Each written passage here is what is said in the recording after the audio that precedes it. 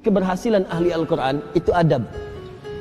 Buka Quran surah ke-35 ayat ke-32, paling kiri sebelah atas.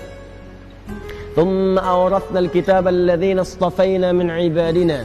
Kemudian kami wariskan Al-Quran itu kepada hamba-hamba yang kami pilih. Awas, ada yang rajin baca, one day one juz, one day one ayah, kan? One day one surah, dan seterusnya. Ada yang rajin menelaah, buka tafsir ini, tafsir itu. Ada yang rajin menghafalkan, ya Masya Allah.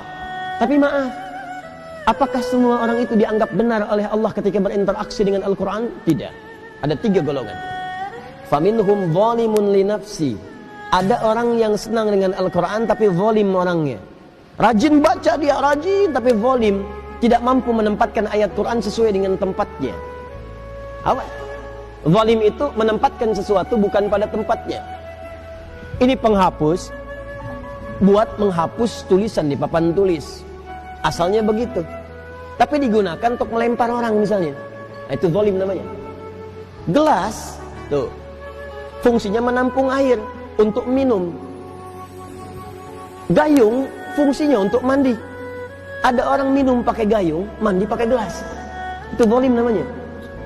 Ada orang sering ngaji, baca qul huwallahu ahad, katakan hanya Allah yang esa, hafal ayatnya, tahu maknanya, tapi tidak menempatkan ayat sesuai dengan tempatnya. Dia katakan di lisannya semua agama sama. Dzibin, celaka orang-orang yang dusta, hafal ayatnya, sering baca, tahu artinya, tapi dia berdusta. Itu zalim namanya.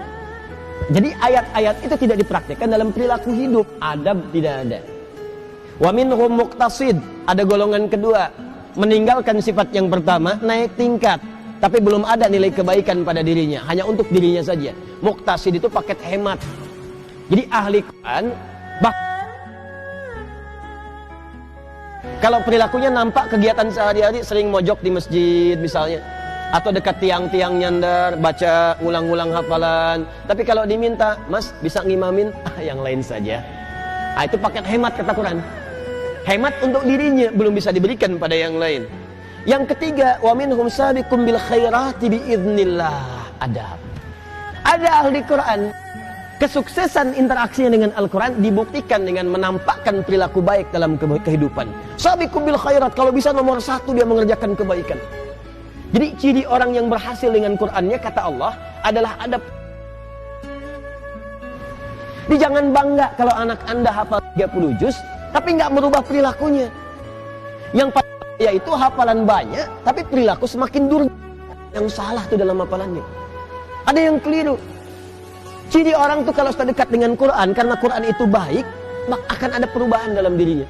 Minimal tuh sifatnya dulu lebih tenang, lebih terukur, lebih baik. Lama-lama jadi sikap, sopan, adabnya muncul. Kalau ada kebaikan pengen segera dikerjakan. Kalau lihat sampah di masjid pengen segera ngambil.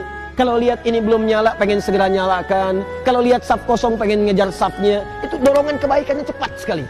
Semakin tinggi kecepatan berbuat baiknya, ini menandakan semakin besar pengakuannya di hadapan Allah Subhanahu wa Ta'ala dalam perubahan kebaikannya.